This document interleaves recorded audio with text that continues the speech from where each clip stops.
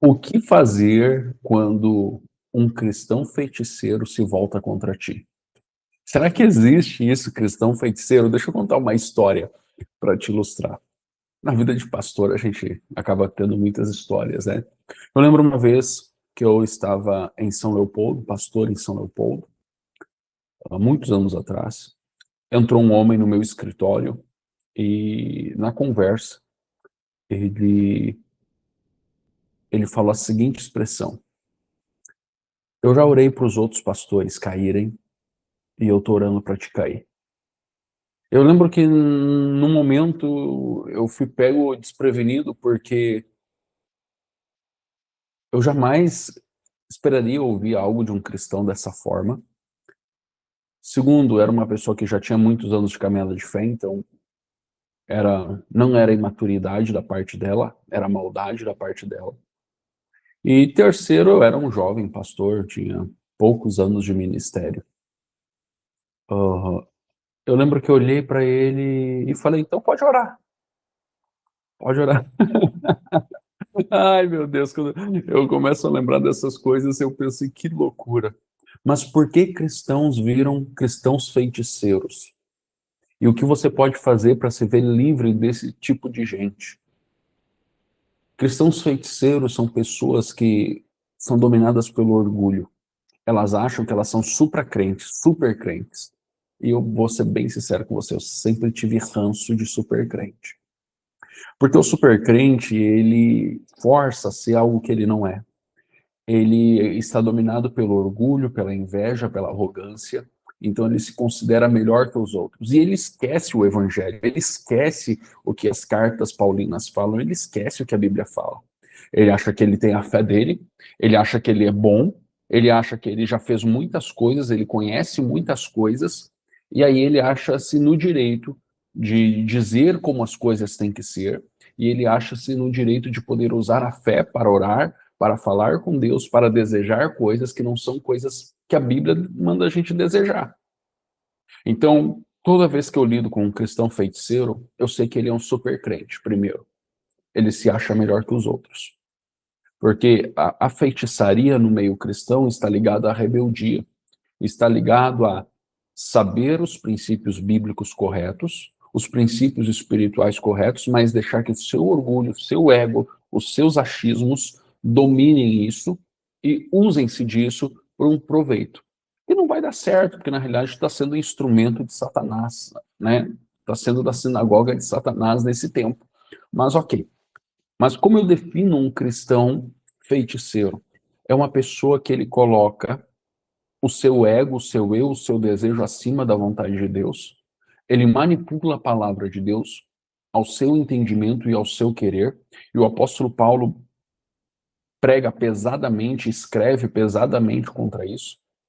Essa pessoa é uma pessoa que, quando ela está no meio da comunidade, ela se acha superior a todos, independente da posição de liderança, independente da maturidade das pessoas. É uma pessoa que tem um ar superior, que ela sabe mais, que Deus falou mais com ela, que tudo mais isso.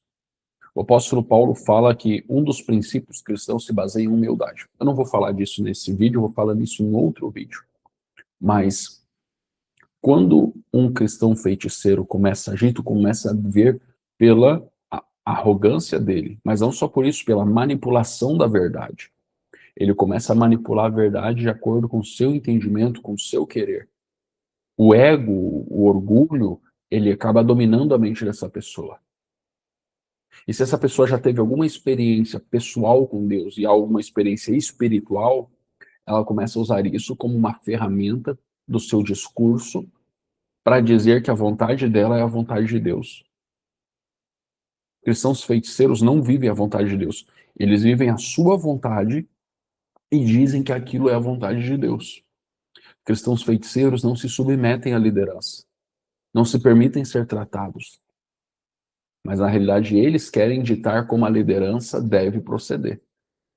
Cristãos feiticeiros, eles ficam pregando uma falsa espiritualidade e muitos dentro das igrejas seguem esses homens, admiram esses homens e mulheres e acabam sendo levados pela sinagoga de Satanás à perdição.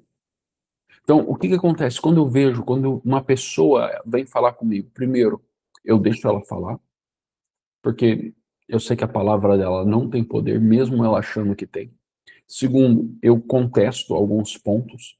E terceiro, eu espero o tempo, com o coração guardado em Deus. Não permita-se ser ferido por pessoas assim. Se essa pessoa vir com palavras, guarde o seu coração. Porque se ela encontra uma ferida, se ela consegue ferir o seu coração, aí sim há uma brecha, uma oportunidade para essa maldade toda entrar e aí fazer um grande estrago. Creia que Deus faça, mas posicione-se. Se a pessoa está começando a falar coisas que não têm nada a ver com o evangelho, posicione-se. Não é assim que a palavra de Deus fala. Não é isso que a palavra de Deus diz. Não é assim que deve se proceder. Não é dessa forma que se deve agir. Eu nem sei como está a vida dessa pessoa que falou isso, mas quase todos os cristãos feiticeiros morrem espiritualmente. Não porque morrem por causa disso, mas porque eles já estão mortos. A morte só aparece. Um cristão feiticeiro não tem a vida de Deus. Ele tem a morte, e a morte vai aparecer. A corrupção vai aparecer. O apóstolo Paulo deixa isso muito claro. Quem semeia na carne vai colher da carne. E a carne diz muitas vezes que tu é um homem espiritual, uma mulher espiritual. E na realidade não é, você é apenas um religioso, uma religiosa. Esse não foi o primeiro, não foi o último. No meio cristão sempre vai haver pessoas assim. Por quê? Porque elas fingem ser tratadas por Deus, elas fingem ser moldadas por Deus, elas fingem mudar a mentalidade, mas na rotina, no dia a dia, no testemunho, a gente vai vendo que elas vivem de calúnia, de briga, de maledicência, de palavras torpes, elas não se comportam como um cristão de verdade. Aonde ela vai, tem confusão, tem discórdia, tem intriga, tem divisão, tem dezenas de coisas. Mas, pastor, esses cristãos feiticeiros, Ander, esses cristãos feiticeiros estão falando coisas a meu respeito. Deixa eles, Satanás, desde a eternidade fala coisas a respeito. Mas o que Satanás diz não é o que importa. O que essas pessoas dizem não é o que importa. O que importa é o que a palavra de Deus diz. Por isso, nós somos protegidos como uma redoma quando nós sabemos a palavra de Deus e nós temos o Espírito de Deus que nos ajuda a discernir a mente e os corações, discernir o ambiente espiritual e a vida dessas pessoas. Infelizmente, muitas dessas pessoas estão em liderança nas igrejas. Não se submeta a um cristão feiticeiro. Quantos pastores vivem amaldiçoando as pessoas da sua igreja? Quantos líderes vivem amaldiçoando as pessoas da sua igreja? Um líder não foi feito para amaldiçoar. Se ele está amaldiçoando, ele já está no caminho de um feiticeiro, de um cristão feiticeiro. Cuidado, não permita que essas pessoas influenciem a sua vida. Há mais vida de Deus na calmaria do que no barulho que muitos fazem. Há muito mais em igrejas sérias do que em igrejas do momento, hypadas. Onde a gente vê lideranças e lideranças e lideranças sendo da sinagoga de Satanás. Então, o que eu quero falar para você é, independente de onde você esteja, em qual igreja você esteja, independente de onde você é, não permita que cristãos feiticeiros influenciem a sua vida. Não permita que essas palavras malditas gerem coisas ruins sobre a sua vida. Crie um bloqueio. Mas também peça a Deus que haja espírito de sabedoria e discernimento na sua mente, no seu coração. Para quando qualquer pessoa vier falar, você consiga discernir as palavras, o espírito e quem está por trás daquela pessoa.